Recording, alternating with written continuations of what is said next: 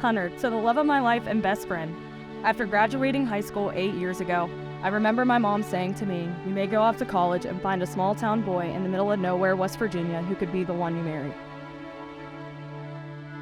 Little did I know that night I called you standing outside of your dorm that we'd be standing here today in the rain. And yes, I did add that part. I met that small town boy in Buchanan, West Virginia, that I thought was too good to be true. It was your personality that made everyone love you, your smile that lit up a room, and the way you talked about and loved your family that made falling in love with you so easy and effortless. You're my best friend. You're my other half that God put on this earth specifically for me, and the only person that I could ever dream of spending the rest of my life with. Down to the last breath that I breathe into my lungs on this planet, it will be loving you and only you. And 5 years later, there are still so many little things that remind me how and why I fall in love with you more and more each day.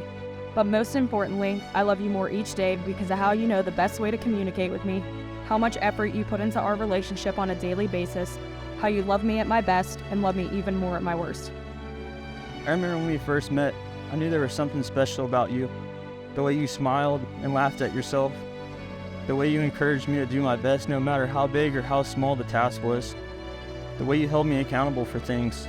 And the way that you looked at me like I was worth more than I felt at times. We've been to some beautiful places together. Fort Worth, Texas, to the Sombrero Reef and the Florida Keys.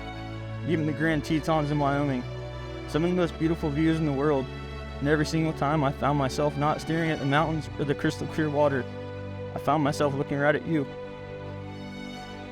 I've realized the reason for that, because none of those places are all that great if you weren't right next to me. And thank you for loving me when I felt like I wasn't capable of being loved and making me feel seen and special every chance you get. I vow to fight for you and choose you, Hunter, in this marriage every single day. And I can't wait to build our own little family. I can't wait to coach our kids' t-ball team and take them to swimming practice or drag them through the woods with me. Or just look at them in the eyes and tell them their mom is the most amazing person on the planet. You're going to make the best husband and the best dad one day, and I can't wait to see where life and God take us.